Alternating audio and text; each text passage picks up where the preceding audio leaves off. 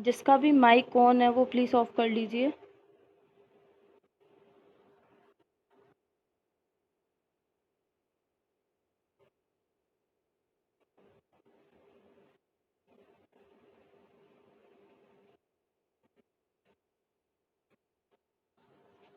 अभी वो कर दिया, मैंने कर दिया, ठीक है। अपन बात करते हैं अब नेक्स्ट साम रस लक्षण की। अगर जो रस धातु है वो आम युक्त हुई तो अब ये रोग उत्पन्न करेंगे, क्योंकि क्या था, जो आम है उसने दूष्य को दूषित किया, तो अब क्या है, रोग उत्पन्न होंगे, या थोड़े थोड़े जो हल्के हल्के सिम्टम है, जैसे भूख नहीं लगना और ये छोटी छोटी चीजें, मुंह का स्वाद चले जाना, ये अपन को देखने को मिलेगा। तो इसका पढ़ती हूँ मैं, साम रस लक्षण।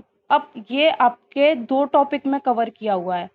एक तो ऐसे पूछा था, जो आपके सिलेबस देखना आप एक बार, उसमें एक तो बोला है कि जो सामयुक्त जो सामयुक्त दोष दूष्य के लक्षण बताइए, और एक इनकी दुष्टि के विकार बोलते हैं, जो धातुओं की दुष्टि के विकार, जैसे रसज दुष्टि विकार, रक्त दुष्टि विकार, तो वो भी सेम ही होते हैं। साम रस के लक्षण सेम होते हैं, उनकी दुष्टि के विकार दोनों ही सेम है, और दोनों ही सिलेबस में 2 बार पूछे गए अलग अलग, लेकिन टॉपिक यही है। तो अपन वो टॉपिक वहाँ डिस्कस नहीं करेंगे, यहीं कर रहे हैं, ठीक है। जब वो सिलेबस में आएगा मैं आपको बता दूंगी। तो साम रस लक्षण में क्या बोल रहा है, अश्रद्धा। अगर रस ही आम युक्त है, अश्रद्धा किसमें, भोजन में, भोजन में अश्रद्धा, भोजन में अरुचि होगी, अश्रद्धा अरुचि यानी कि भोजन में अरुचि। आस्य वैरस्य, उसके मुंह का स्वाद कैसा हो जाएगा, विकृत हो जाएगा। साम अब यहाँ से एक चीज आपको लेके चलनी है कि रस धातु विकृत हुई है तो हमें आगे तक के भी सिम्टम देखने को मिलेंगे। अब वो एक दो सिम्टम आएंगे, मैं आपको बताती हूँ कहाँ पे। अब क्या है, इसमें तो सारे वही देखने को मिलेंगे कि अगर रस की विकृति हुई तो हल्के सिम्टम आएंगे, जो कफ विकृति पर होते हैं वही आएंगे। पहले भी बोला है, जहाँ पर रस की बात आती है आप कफ से कोरिलेट कर लीजिए। तो यहाँ पे क्या होगा, कफ बढ़ने पर क्या होता है, नोजिया वाली फीलिंग, हैवीनेस, तंद्रा, थर्ड पॉइंट पढ़ रही हूँ, तंद्रा, अंगमर्द। आम युक्त रस है, रस पूरी बॉडी में गमन करता है, आम युक्त है तो क्या होगा, अंगमर्द होगा। एक बार पहले भी बोला है कि ज्वर की उत्पत्ति हमेशा किसकी वजह से होती है, आम की वजह से होती है। तो रस अगर आम युक्त है तो ज्वर होगा उसको। और जो तम गुण है वो कब बढ़ता है, कफ की वृद्धि होने पर तम बढ़ता है, और यहाँ पर साम रस है, आम युक्त है तो क्या होगा, तम होगा। पांडु, अब यहाँ पे बहुत इंपॉर्टेंट पॉइंट है, कई बार पूछे जाते हैं, पांडु और कामला कौन से धातु की दुष्टि के विकार हैं, पीजी एंट्रेंस में क्वेश्चन आता है ये। तो पांडु आता है साम रस में, या फिर रसज दुष्टि विकार है पांडु, और कामला जो है वो रक्त दुष्टि विकार है। अब पांडु रस दुष्टि विकार में क्यों माना और कामला वहां क्यों माना, पांडु बोले तो एनीमिया यानी कि ब्लड की कमी हो रही है। अब ब्लड की कमी को आयुर्वेद में इनिशिएट करने वाला कौन होगा, रस होगा, क्योंकि रक्त का निर्माण किससे होता है, रस से होता है। इसीलिए अगर रस विकृत है तो रक्त नहीं बनेगा, तो अगर रस विकृत है तो तभी से उसमें एनीमिया के सिम्टम आने लग जाएंगे, आप याद रखिएगा। और कामला, कामला बोले तो जॉन्डिस, किसकी बढ़ी हुई अवस्था होती है, अगर एनीमिया लंबे टाइम तक चल जाता है। आयुर्वेद ऐसा बोलता है कि अगर पांडु जो रोग है वह अगर लंबे टाइम तक बना रहा तो वो कामला में परिवर्तित हो जाता है। तो वो क्यों, क्योंकि पहले ब्लड की विकृति की वजह से अब कामला के अंदर क्या है, पित्त दोष भी आता है। अकॉर्डिंग टू आयुर्वेदा जॉन्डिस के अंदर पित्त भी आता है, वो बिना पित्त के नहीं होगा। और पित्त के लिए रक्त और पित्त दोनों का होना जरूरी है, तो वो वहां इसीलिए रखा है। रक्त विकार के अंदर कामला को इसीलिए रखा है, और रसज विकार में पांडु को इसलिए रखा है। तो आप ये दोनों, यही हाईलाइट पॉइंट है इसके अंदर, और कुछ इतना ज्यादा याद रखने वाली बात नहीं है। अगर आपने नहीं भी पढ़ा और एग्जाम में आ गया तो आप फिर भी लिख दोगे कि साम रस कैसा होगा, कफ विकृति जैसे जैसे लक्षण देखने को मिलेंगे, लेकिन ये पांडु आप याद रखिएगा कि इसके अंदर आता है। फिर स्रोतस अवरोध आम है, ये तो अपने सामान्य लक्षण में भी पढ़ा था, जो साम के सामान्य लक्षण पढ़े थे उसमें भी पढ़ा था, स्रोतस अवरोध। अब जो इसके बाद लिखा हुआ है क्लैव्य, थोड़ा ध्यान दीजिएगा। क्लैव्य, थोड़ा सा अगर सोचा जाए, थोड़ा सा अगर कोई दिमाग लगाए तो सोच सकता है कि क्लैव्य रस में कैसे आ गया, क्लैव्य तो शुक्र के अंदर आना चाहिए था। क्लैव्य बोले तो इनफर्टिलिटी या इम्पोटेंस, इसकी बात करते हैं। तो ये तो शुक्र के अंदर आना चाहिए था, ये यहाँ कैसे आ गया? तो ये थोड़ा सा मैं यहाँ पे आपको क्लियर कर दूं। केवल आचार्य चरक ही मानते हैं कि अगर रस की दृष्टि होगी तो क्लैव्य होगा। वो यूं बोलते हैं कि अगर रस ही विकृत है तो शुक्र तक धातुएं प्रॉपर नहीं बनेंगी, इसलिए उन्होंने यहाँ पे क्लैव्य बोल दिया। बाकी आचार्य सुश्रुत हैं, वो क्लैव्य को केवल रस दृष्टि में ही, सॉरी, शुक्र दृष्टि में ही मानते हैं, वो रस दृष्टि में नहीं मानते हैं। तो आप यहाँ पर मैं जो लिखा है वो आचार्य चरक का ही ज्यादा लिखा हुआ है, क्योंकि आपको सेकेंड ईयर में चरक ही पढ़नी है इसलिए। तो क्लैव्य याद रखना साम रस के अंदर भी आएगा, और जब साम शुक्र भी पढ़ेंगे वहां पर भी क्लैव्य आएगा। अंग सात, हैवीनेस। अंग सात कैसा होगा? स्टिफनेस हो जाएगी बॉडी में, क्योंकि आम फैला हुआ है रस के साथ, इसलिए पूरी बॉडी में स्टिफनेस आएगी। कृशांगता, कृशांगता क्यों? क्योंकि स्रोत अवरोध है, पहले ही बात कर ली थी, बल का कम होना। अब कृशांगता, अंगों में कृष्णता, स्रोत अवरोध है, धातुओं की पुष्टि नहीं होगी, धातुओं की पुष्टि न होने से शरीर की पुष्टि नहीं होगी, इसीलिए अंगों में कृष्णता होगी। और एक पॉइंट आता है, बहुत जल्दी ही क्या होगा उसमें, बली व पालित्य देखने को मिलता है, चेहरे पर झुर्रियां और बालों का सफेद होना, ये दो लक्षण देखने को मिलते हैं। क्योंकि रस विकृत ये तो आगे कुछ भी प्रॉपर नहीं होगा, अब धातुएं प्रॉपर नहीं होंगी तो उनके मल भी प्रॉपर नहीं होंगे, इसीलिए ये चीजें देखने को मिलती हैं। फिर बात करते हैं साम रक्त लक्षण की। अब रक्त में आपको कुछ भी नहीं देखना, रक्त में केवल आपको देखना है कि स्किन डिसऑर्डर होंगे। ये थोड़ा यूं कि बहुत सारा एक साथ याद करने को हो जाता है एग्जाम के पॉइंट ऑफ व्यू से, तो केवल रक्त के बारे में तो आप इतना दिमाग में रख लीजिए कि इसमें स्किन डिसऑर्डर लिख के आने अपन को। और साम रक्त है यानी कि दूषित रक्त है, आम युक्त है, दूषित रक्त है, तो स्किन डिसऑर्डर तो होने ही होने हैं। तो क्या क्या होता है? सारे जो स्किन डिसऑर्डर रक्त की वजह से, कुष्ठ हुआ, विषर्प, पीड़िका, छोटी छोटी फुंसियां हो जाना, रक्त पित्त, रक्त पित्त, दूषित रक्त है, आम युक्त है, आम के साथ उसमें पित्त भी मिल जाएगा, क्योंकि जहां रक्त होगा वहां पित्त तो होगा ही होगा, तो यहाँ पे रक्त पित्त देखने को मिलेगा। असरगदर और गुद पाक, सारे जो पाक होते हैं, पाक किसकी वजह से होते हैं? पाक हमेशा बॉडी में किसी भी पाक की बात करते हैं अपन, हमेशा पाक होता है पित्त की वजह से।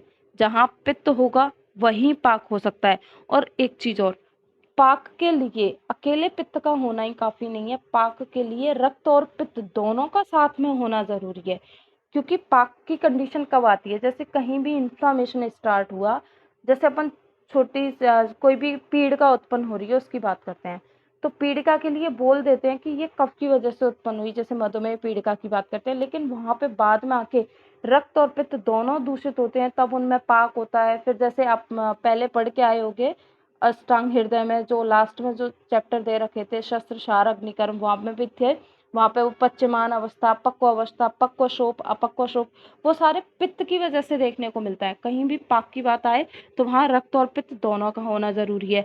अगर पाक हुआ, कौन कौन से पाक हो सकते हैं? अब गुद पाक, अब पाक तो कहीं भी हो सकता है, लेकिन इन्होंने यहाँ पे लिख दिया है गुद पाक हुआ, मेड्र पाक हुआ, मुख पाक, जो मुंह में अल्सर हो जाते हैं, छाले की बात करते हैं जो अपन, उसको बोल दिया मुख पाक।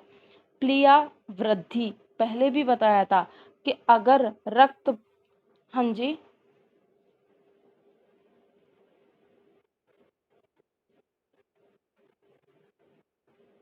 अश्रक दर आपने पहले नहीं सुना? रक्त प्रदर और श्वेत प्रदर और रक्त प्रदर, जो फीमेल को होने वाले जो डिसऑर्डर होते हैं। वाइट डिस्चार्ज की बात करते हैं। असरक दर, जिसमें जो मेंसेस हैं वो अगर ज्यादा आते हैं उसको बोला है, मेंसेस बहुत ज्यादा आते हैं उसको बोला है असरक दर।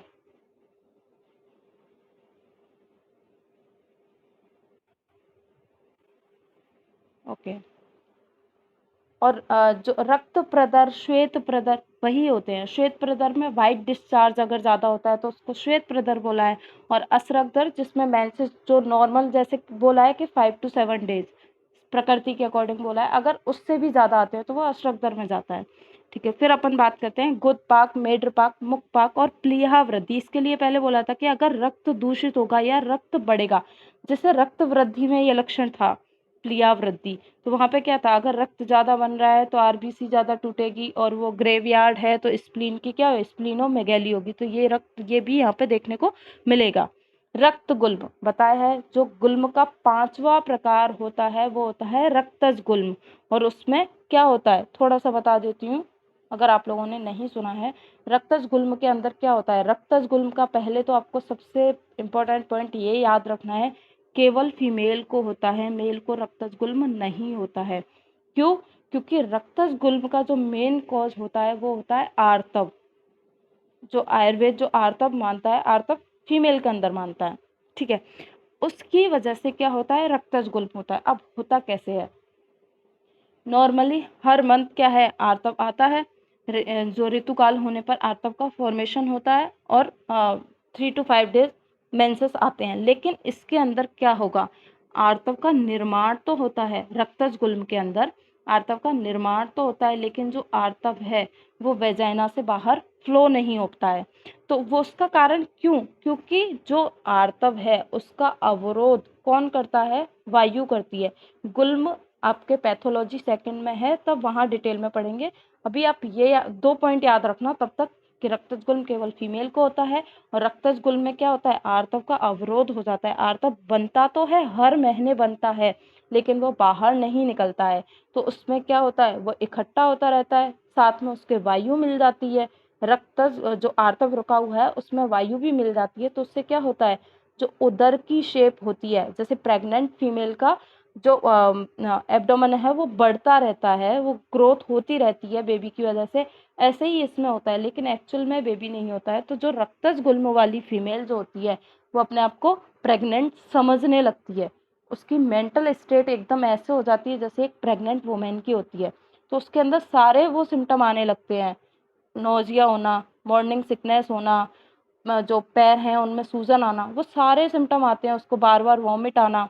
तो वो अपने आप को क्या है, प्रेग्नेंट समझने लग जाती है। तो रक्तज गुल्म और जो गर्भवती जो स्त्री होती है उनका आपस में सापेक्ष निदान होता है, जब अपन गुल्म पढ़ेंगे तब वहाँ पढ़ेंगे।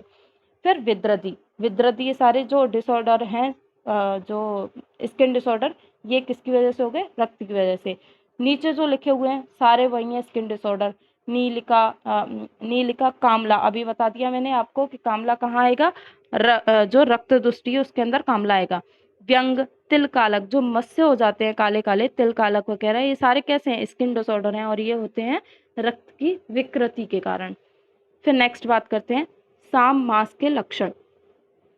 मास में विकृत मास है तो आपको ज्यादातर जो विकृति है वो मास वाली ही देखने को मिलेगी, मास के अंदर होगी वही देखने को मिलेगी, या फिर जहां जहां पर मास बोले या फैट बोले वो ज्यादा होगा, बस वही वही देखने को मिलेगी। अधिमास, अर्बुद, ट्यूमर, किसकी वजह से, अगर मास विकृत है तो क्या क्या देखने को मिलेगा, अधिमास, मास की अति वृद्धि होगी। अर्बुद, ट्यूमर देखने को मिलेगा। कील, कील कैसे होती है, कील मांस की अगर ग्रंथि आके बन गई तो उसको क्या बोल दिया, कील बोल दिया।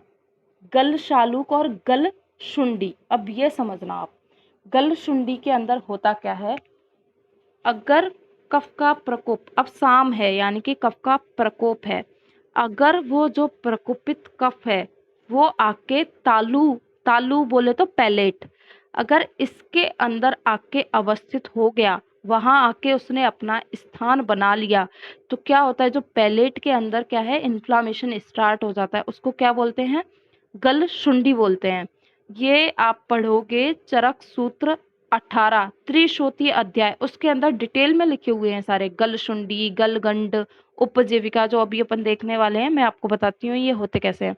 तो ये जो 2-3 टर्म है जैसे कि इसी के अंदर लिखी हुई है, एक तो गलशुंडी, एक लिखा हुआ है गलगंड, एक लिखा हुआ है गंडमाला, और एक लिखी हुई है उपजीव्या। ये आपको क्लियर करनी है, बाकी तो सब समझ में आ जाता है, छोटी फुलसी बड़ी फुलसी यही हो गए, पूतिमास अलजी वगैरह। अब गलशुंडी का आपको क्लियर हुआ, गलशुंडी क्या है, कफ अगर प्रकुपित होकर अगर तालु मूल यानी कि पैलेट में आकर अगर स्थित हो गया, वहां पे इन्फ्लामेशन हुआ, उसको गल शुंडी बोला। गलगंड क्या है, जो अपना गला है, अगर इसके, अब गला बाहर से भी हो सकता है और अंदर से भी होता है, ठीक है।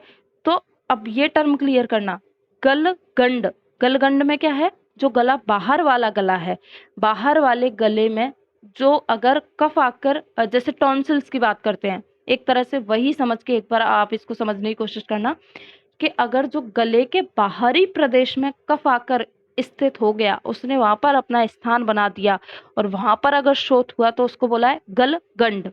एक टर्म इसमें लिखी नहीं है लेकिन एक होती है गलग्रह। गलग्रह के अंदर क्या होता है, जो कफ है वो गले के अंदर अपना स्थान बनाता है तो गलग्रह होता है। तो गलगंड के अंदर कफ बाहरी प्रदेश में अपना स्थान बना रहा है, बाहरी अपन को स्किन के ऊपर फील होने लग जाएगा, वो होगा गलगंड।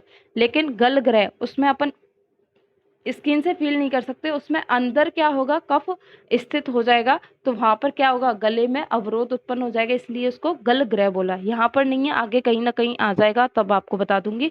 और एक टर्म लिखी हुई है उपजीव्या।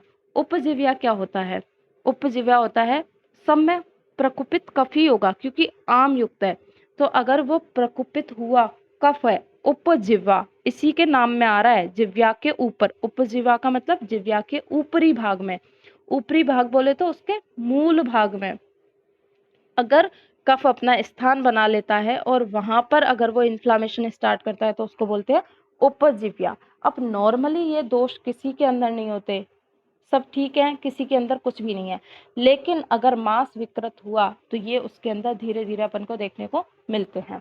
फिर बात करते हैं साम मेद की। अब मेद और कफ का तो बहुत तगड़ा कोरिलेशन है, ठीक है। जब भी जैसे प्रमेह वाले व्यक्ति की बात करते हैं तो सबसे पहले उसमें यही उसकी हिस्ट्री देखते हैं कि आप प्रमेह अगर बहुत बाद में अगर पेशेंट अपने पास आता है तब तो वो क्रश हो जाता है, लेकिन सबसे पहले उससे यही पूछते हैं कि आप पहले कभी बहुत मोटे हुआ करते थे क्या। क्यों, क्योंकि उसके अंदर कफ बढ़ा हुआ है, कफ बढ़ के क्या करेगा, मेद को विकृत करेगा। तब क्या होता है, प्रमेह की संप्राप्ति अगर आपने कभी सुनी हो, नहीं सुनी हो तो आगे अपन बात करेंगे इसकी पैथोसेकंड के अंदर। तो उसमें क्या होता है, कफ जो प्रकुपित हुआ कफ है, जो बढ़ा हुआ कफ है, वो जाके क्या करेगा, अपने दूषित, क्योंकि दोष ज्यादातर अपने समान दूष्य को ही दूषित करते हैं, और इसके समान दूष्य कौन हुआ, मेद हुआ। तो इसको जाके दूषित करता है तो क्या करता है, वो मेद की विकृति करता है, तो प्रमेह रोग उत्पन्न होता है। तो आचार्य चरक ने केवल इतना ही लिख दिया है साम मेद के अंदर कि अगर मेद है वो आम युक्त हुआ तो उसके अंदर एक तो उसको प्रमेय जरूर होगा, तो प्रमेय के पूर्व रूप और लक्षण दोनों ही दिखाई देने को मिलेंगे। और एक इसमें पहला जो पॉइंट है वो लिखा हुआ है अष्ट निंदित व्याधि। अष्ट निंदित व्याधि का आपका डिटेल में चैप्टर है, तो वहां पे मेनली दो टॉपिक पढ़ते हैं अपन, एक तो पढ़ते हैं कृशता और एक पढ़ते हैं स्थौल्य। जो कृशता और स्थौल्य है वो दोनों ही मेद व स्रोतस की विकृति से होने वाले विकार हैं। अगर मेद व स्रोतस में अवरोध हो जाता है तो स्थौल्य होता है, और मेद का क्षय होता है, मेद का निर्माण प्रॉपर नहीं होता है तो कृशता होती है।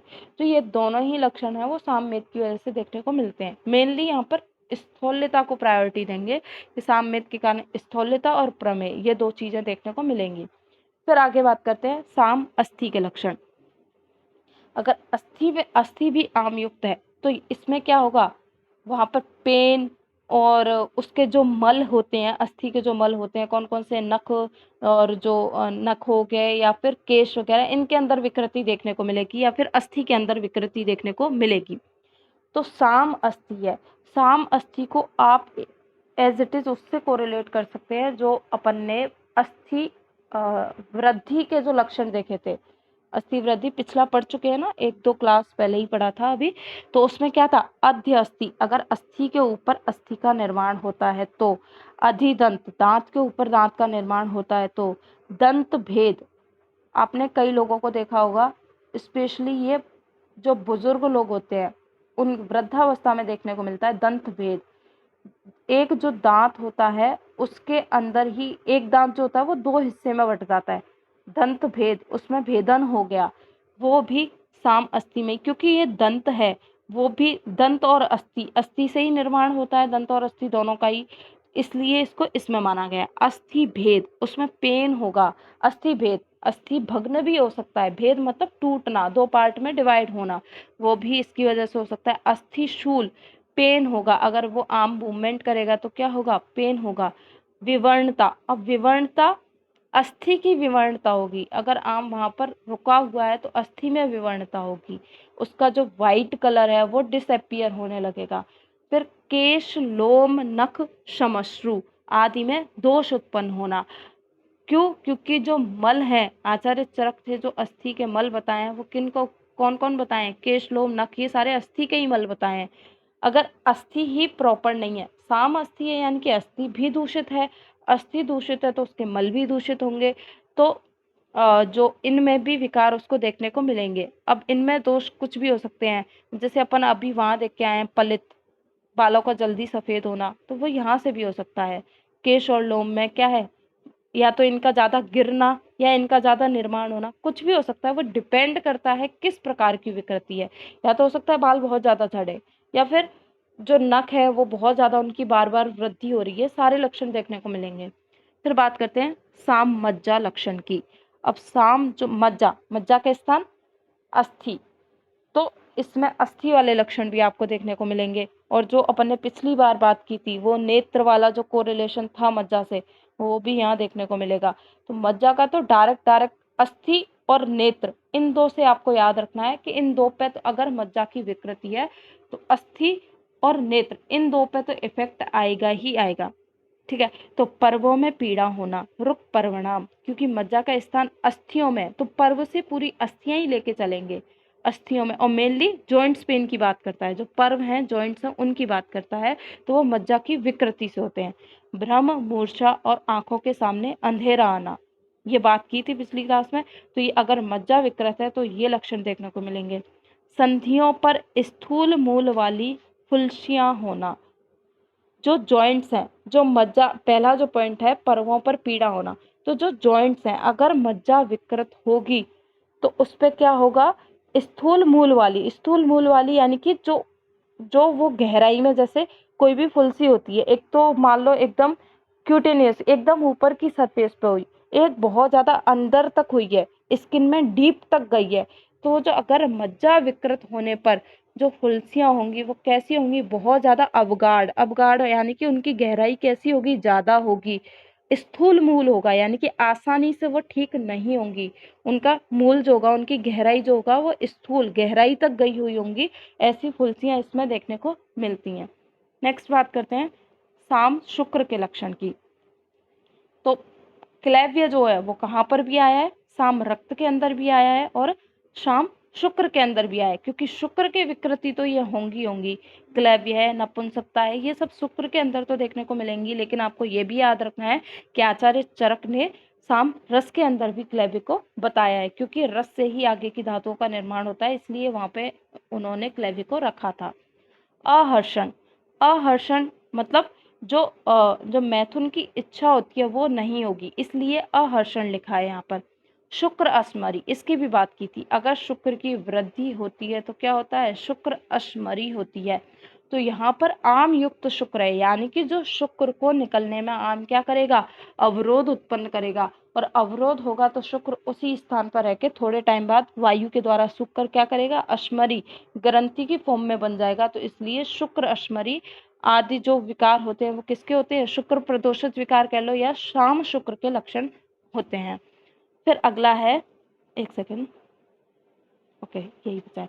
फिर है साम पुरीश, अगर पुरीश भी आम युक्त है तो कैसा होगा, पुरीश कैसा होगा, तो आम युक्त है तो जो पुरीश है उसको निकालने वाली वायु हुई, तो वात आदि दोषों से संश्लिष्ट मल प्रवर्त, अब मल जो आएगा वो आम युक्त होगा। जैसे कि साम और निराम मल परीक्षा करते हैं, ये अतिसार के अंदर देखेंगे अपन, वहां आएगा साम और निराम मल। आम युक्त मल कैसा होता है, बिना आम युक्त मल कैसा होता है, तो उसमें ये होता है कि अगर मल आम युक्त होता है, आम कैसे होता है, भारी होता है, और जो भी कोई चीज भारी होती है वो ग्रेविटी के अंगेंस्ट नीचे बैठती है। तो क्या है, अगर जो आम युक्त मल होगा अगर उसको जल में डालेंगे तो वो नीचे बैठ जाएगा, नीचे जाके डूब जाएगा, और जो निराम मल होता है वो ऊपर ही तैरता रहता है। ये इनकी परीक्षा होती है साम मल की और निराम की, इसी के अंदर आ जाएगा। अभी देखते हैं, जल में डूबने वाला मल प्रवृत्त, ठीक है, आम युक्त होगा, भारी होगा, तो ग्रेविटी के अगेंस्ट क्या है, नीचे जाके बैठेगा।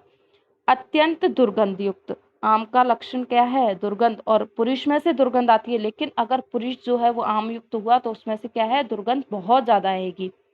अवरोधित मल प्रवर्त, अवरोधित मल प्रवर्त का मतलब है कि अगर जो व्यक्ति है उसका जो पुरुष या मल है वो आम युक्त है, तो उसको क्या होगा, जैसे वो एक बार गया डिफिकेशन के लिए तो उसको क्या होगा, ऐसे फीलिंग आएगी, फीलिंग ऑफ फुलफिलनेस। ऐसे नहीं होगा कि मैं अच्छे से फ्रेश हुआ, ऐसी फीलिंग नहीं आएगी। उसको ये लगेगा कि अभी मैं ढंग से फ्रेश नहीं हुआ हूँ, मुझे एक बार वापस से जाना है। तो अवरोधित मल प्रवृत्ति, रुक रुक के मल की प्रवृत्ति होती है।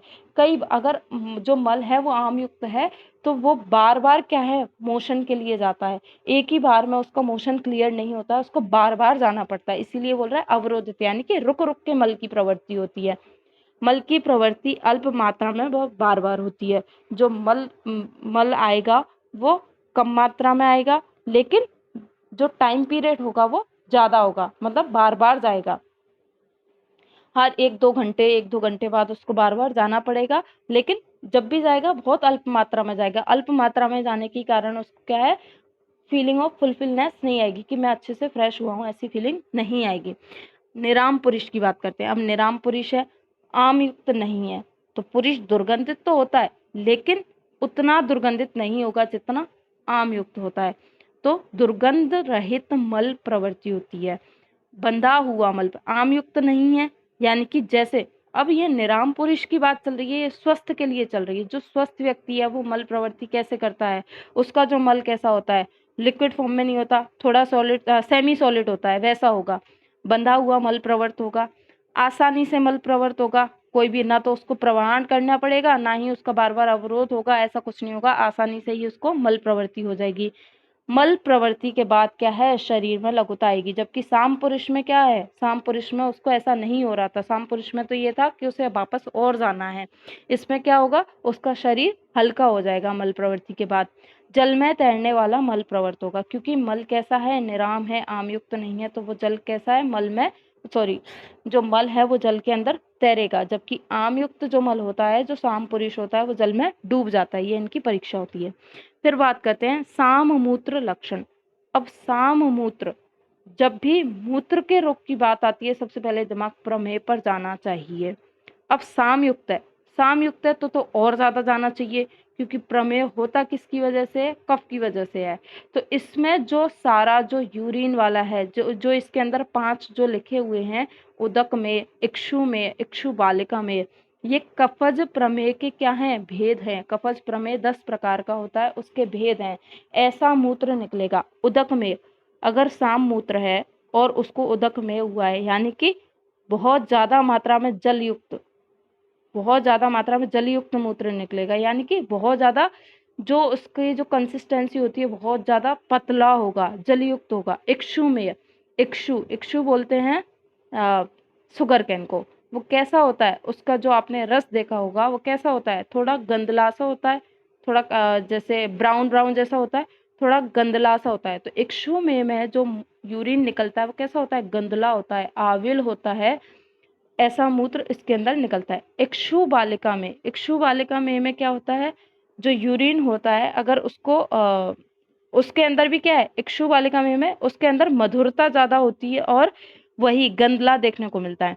सांद्र में अगर यूरिन को रखा जाता है, अगर किसी बर्तन में लेके, जैसे आचार्य ने यही बोला है कि अगर यूरिन को पात्र में रखते हैं तो उसके अंदर जो भी सॉलिड सॉलिड मटेरियल है वो नीचे बैठ जाते हैं, यानी कि उसकी जो कंसंट्रेशन होती है वो हैवी होती है, सांद्र होता है, वो नीचे बैठ जाते हैं। और सांद्र प्रसाद में क्या होता है, सांद्र प्रसाद में जो थिक थिक मटेरियल उसके अंदर होंगे वो नीचे बैठ जाएंगे, और जो स्वच्छ पार्ट होगा वो ऊपर की तरफ आ जाएगा। प्रसाद मतलब स्वच्छ, तो वो ऊपर की तरफ आ जाएगा। तो ये 2 पार्ट में डिवाइड हो जाता है। तो सामूत्र में आपको कुछ नहीं याद रखना है, सामूत्र में कफज प्रमेय के भेद लिखने हैं। कफज प्रमेय तब पढ़ेंगे तब आपको कफज प्रमेय के भेद आराम से याद हो जाएंगे, तब आप इसको लिख सकते हो। फिर बात करते हैं, अगर जो निराम मूत्र है, अगर निराम है, आम युक्त नहीं है, तो जो नॉर्मल सबका होता है, जो नॉर्मल फिजियोलॉजी होती है उसी के थ्रू चलेगा। सामान्य मात्रा में जितना बार जाना चाहिए एक दिन में उतना ही जाएगा, सामान्य वर्ण वाला होगा, और मूत्र प्रवृत्ति के समय उसको कोई भी पीड़ा नहीं होगी, पेनलेस यूरिनेशन होगा। ये होते हैं निराम मूत्र लक्षण। तो धातुओं के और दोष के, साम और निराम के लक्षण अपन ने आज पढ़े।